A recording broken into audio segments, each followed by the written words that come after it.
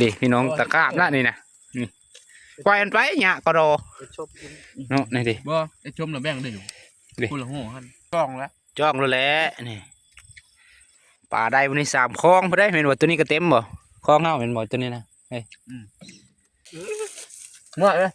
กินเลยไหมปลาโตจีมา หมอจะช่วยห้างหน่อย พี่พาจังนี้นะกันนะ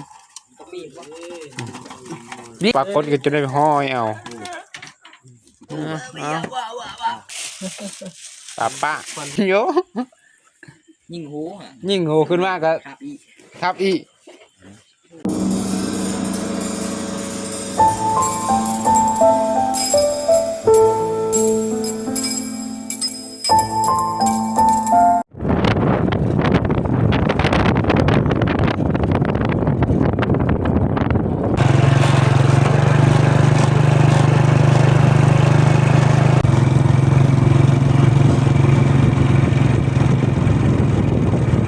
บ้างนี่แล้วเฮ้ย ข้างบางคนนะ ตรงนี้ขึ้นคูนี่นี่กระทะนี่ปลาใหญ่อยู่นี่ ทักทายสวัสดียามคำพี่น้องเลย เป็ดเก่า ฮะ คือเป็ดเก่า ว่าเรื่องเพื่อนนี่ เล็ก เรื่องเล็ก แพทหัวงามอยู่ต่ำบ้านเนี่ยครับเอาน้ำคุณ บรรยากาศอยู่แคมป์เซ่ได้มั้งนี่มาดำป่าหาอยู่หากินตามธรรมชาติเส้นติมเพิ่นเฮ็ดเบอร์ เก้าเสือฟ้าคนไหนมีให้น้อง เจ้าปลาใหญ่นะเบิ่งก่อนว้าตัว อาจจะได้มาก เส้นติมเพิ่นได้จัดไปนี่ได้นี่ คือเสือเกลือละ ว้าเส้นติมเพิ่นนี่นาปลาซิวปลาคอแม่นบ่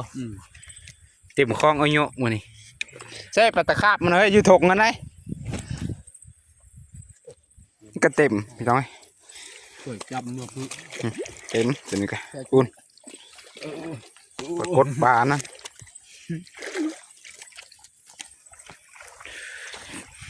ก้างปากล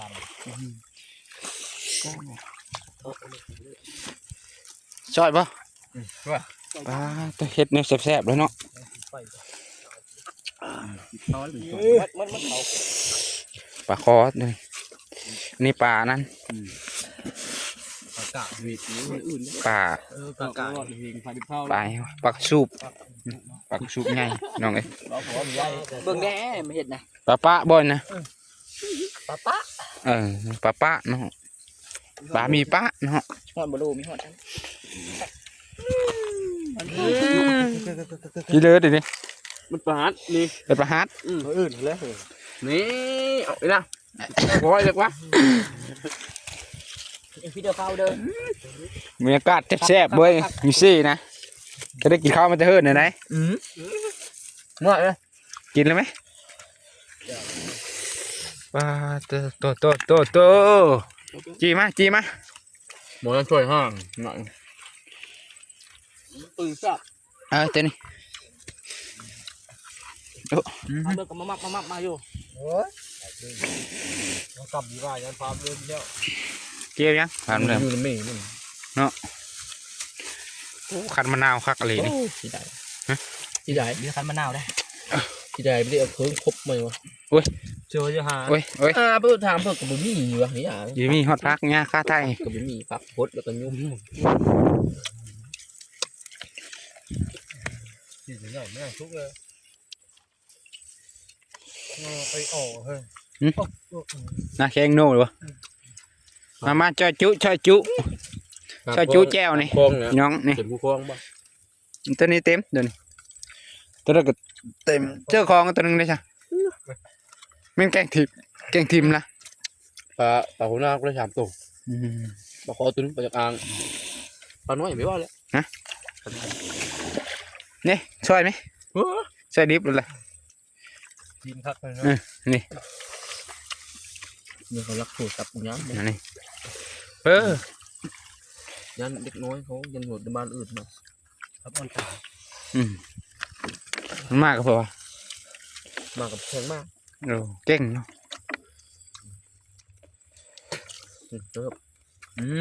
หลับเลย พอดประหัดได้ละ เฮียห่างยำถึงอย่างนี้นะ ตัว หลับเลย เห็นว่าบนหัด ก็เป็นใช่ เก็บอุปกรณ์มาแต่พักยาค่าไทยบ่ได้มาพี่น้องเอ้ยเสียสูตรเลยระวังในนานนะเตะเลย มัน ติ กิ ม นนะครับมันกินไหม นานนะ กินไปนำครับ นี่ กินไหมบักนะกินไปเถอะนะ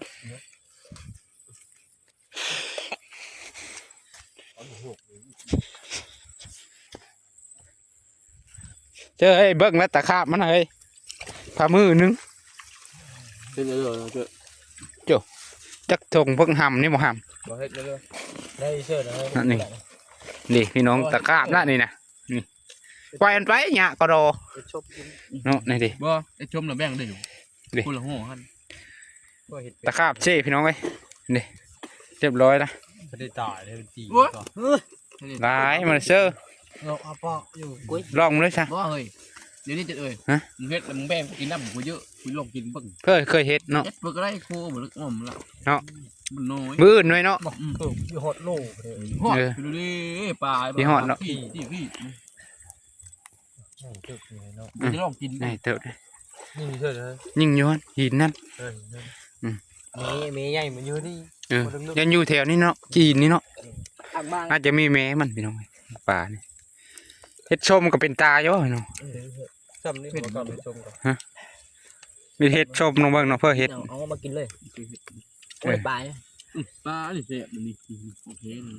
เอามาเพื่อปลาคือหมู ตะขาบพี่น้องเอ้ยเสียดายมันตาย ก็บายไผ่เต่าทะเลเลย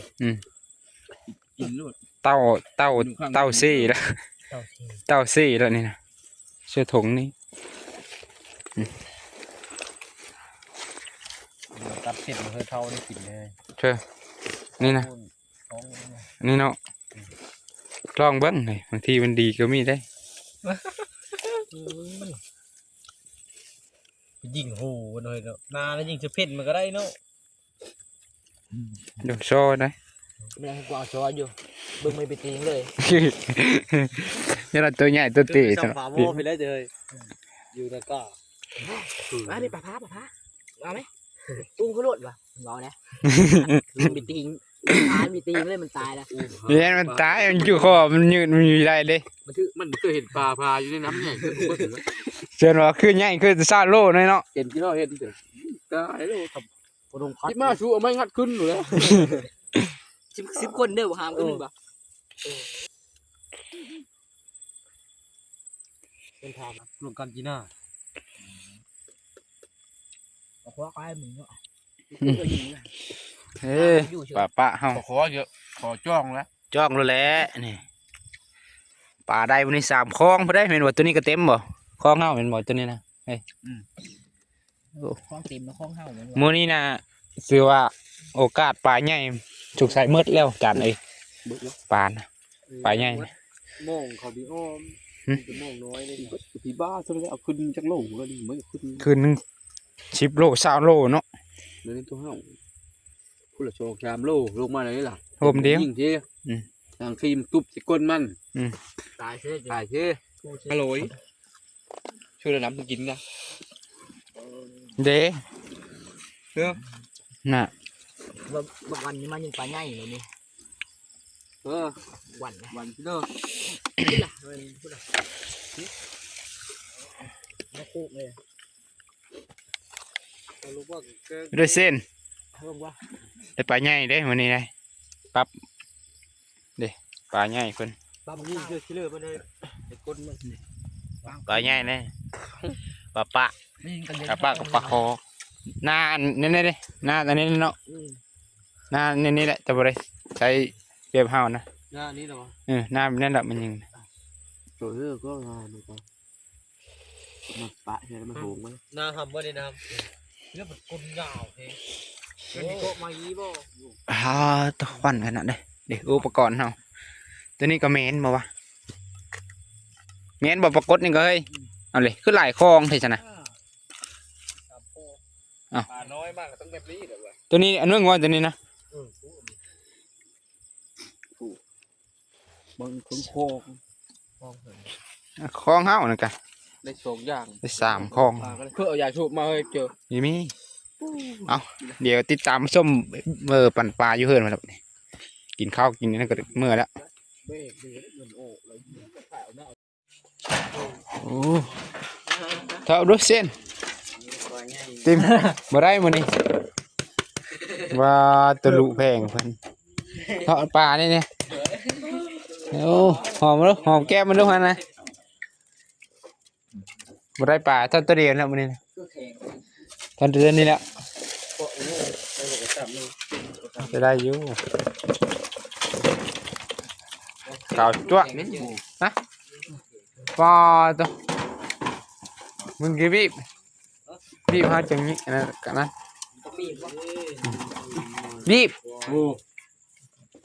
มันโต2-3เศษมันขาย เอ๊ะอย่างคลองนี่ดิ ก็บอกโอเค จะได้ปลานี่เลย ขึ้นมาครับเคยเห็นแค่ผม ปลากดก็จะได้ห้อยเอา ว่าก็ละได้เลยคือเอ้ยลุงบ่ซื้อเอาปลากระปุงอยู่ เด้ปลาอันนั้นเด้ ซื้ออีกคนนะ เด้พิมพ์หมดแล้วได้หมดละ3คลองเอ๊ะตัวใหญ่ว่าตัวนี้เนี่ยใหญ่หน่อยปลาป้าปลามีป้า โอ้ยดีเฮาโอ้ยละตัวนี้แล้วแล้ว นั่นเดียว มึงละมึงเอาโคไปหน่อยสาวโค ไม่ได้จะโผล่ปุ๊บมันนี่ โอ้หาเนี่ยเด็กกบ เชื่อสุดไหวเลยเดินหลังก็เมื่อ มันก็ได้เติมได้ ปันนั่นคือ ยิงพอดีมัน เจ้ตะขาบแต่ไหนเอามาเต็มเด้อ โอ้ลูกครับ มีได้ยี่สิบครับ เขากินผู้เดียวได้ ไม่ได้ข้าวเลย เขาไปกินน้ำได้เขายันพิษเดียว โอ้ยเป็นการอึ้งแล้วบัดนี้นะ เกมไม่ลดคม ไม่นอนเลย เอ๊ะนอนกินข้าวชุยอยู่ที่ชายกูลูก ว่าตะขาบมันนะนี่ตะขาบด้วยนี่ ตายแล้วนะ โยคามันเนาะ โอ้ยิงโหมาหลุดนี่นะ ขี้หินนี่สิ ยิงทับเอา โย ยิงหูอ่ะ ยิ่งโหขึ้นมากก็ ครับอี ทับอีกแต่ว่าจะได้วันโลนึงฮะไม่ได้ ใช่ไหมเนี่ย เดี๋ยวลูก จำไม่แรกของเอาวันที่วางแกง ทำนี่เนาะ6-7 ขีดนั่นได้ ต้มว่ากิน เฮ็ดให้เลิกกินเฮ็ดส้มก็ได้ป่ะ ปลากุด ส้มปวดก็ได้ป่ะ ห่อละ3,000 เนาะ ไม่เคยกินจักเธอได้ ยังไม่ไปกินได้ เอ จ้ะ อเราเคยชม พัดเพชรเนาะเฮ็ดพั ปั ด ด เพ กึ ชร ปัดกึ หนักชด โอ้ยว่าได้ไหมนี่กว่าน้ำสดเจ็บ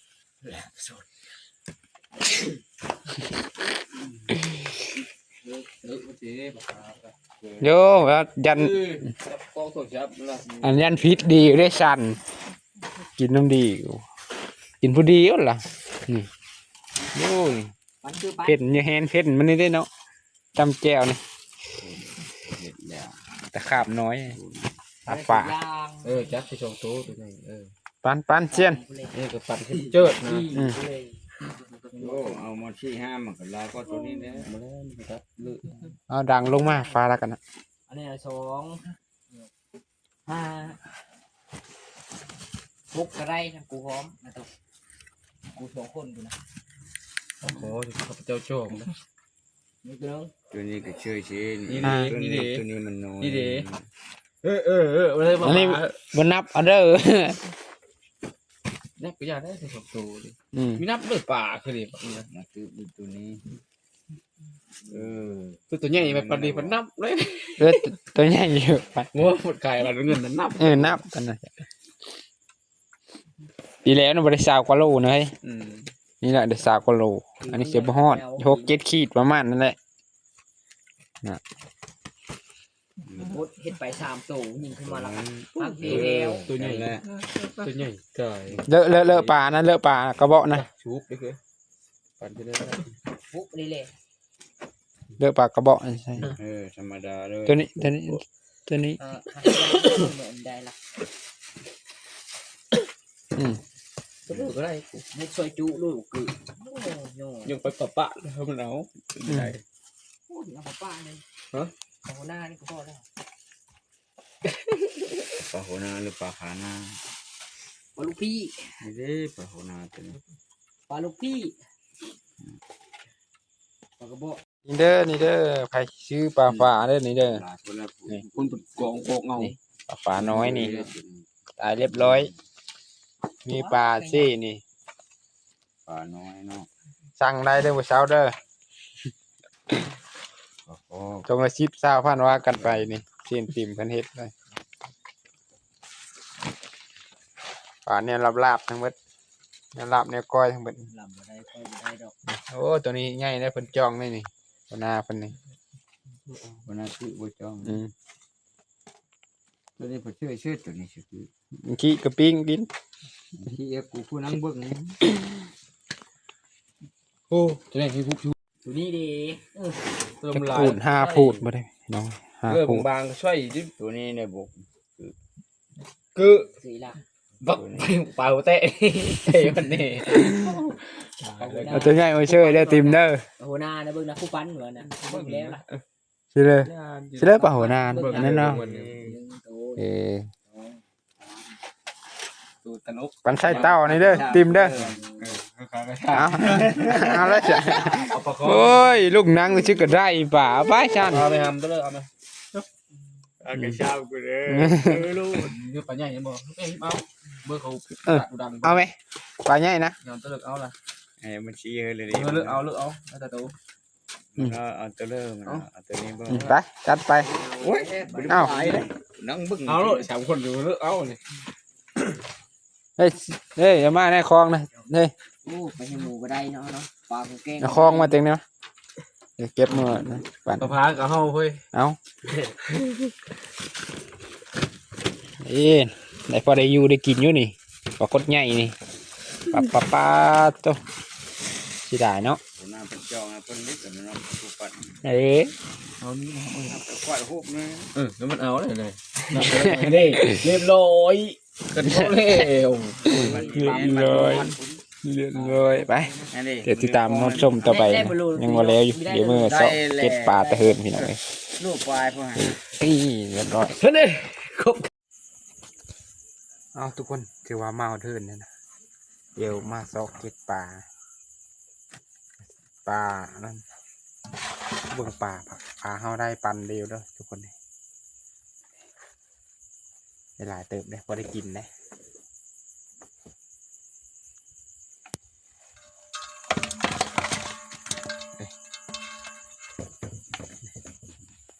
ได้หลายเติบพี่น้องเอ้ยเทว่าปลาเฮาเทว่าสิเฮ็ดส้มกินพี่น้องเอ้ยแต่ว่าเสียดายนะถ้าบ่ขึ้นมาแล้วล่ะเฮาฆ่ามันนะจริงๆแล้วมันยิงถือการคอมันบ่ตายเนาะ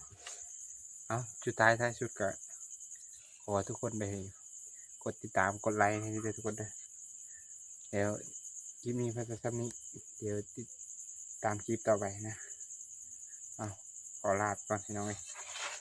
ปลากันได้เขาอยู่เขากินนะ